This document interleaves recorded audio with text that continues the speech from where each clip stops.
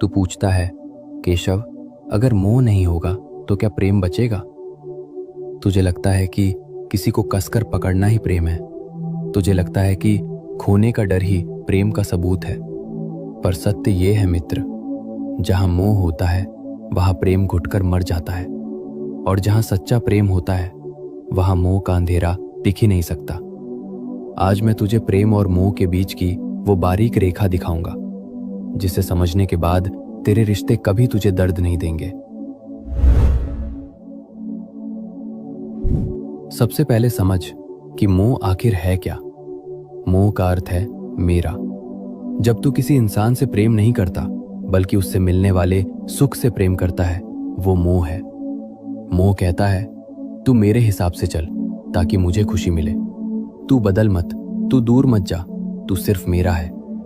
मोह एक जंजीर है मित्र, और याद रख, जंजीर चाहे लोहे की हो या सोने की, वो कैद ही करती है।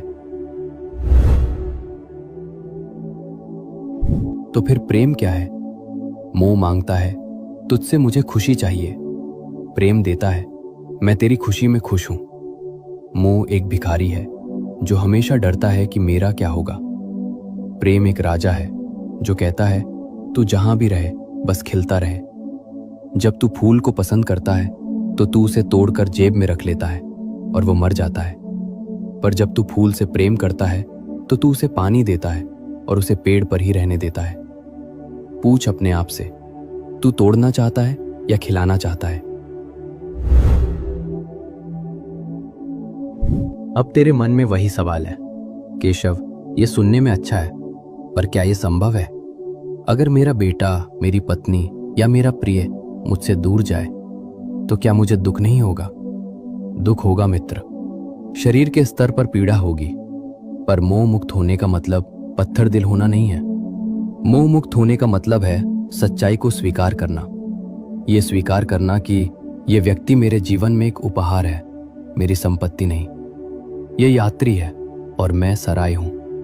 हम मिले हैं पर हम एक दूसरे के मालिक नहीं हैं। इसे एक उदाहरण से समझ। रिश्ते रेत की तरह होते हैं। अगर तू अपनी मुट्ठी कसकर बंद करेगा तो रेत उंगलियों से फिसल जाएगी और तू खाली हाथ रह जाएगा।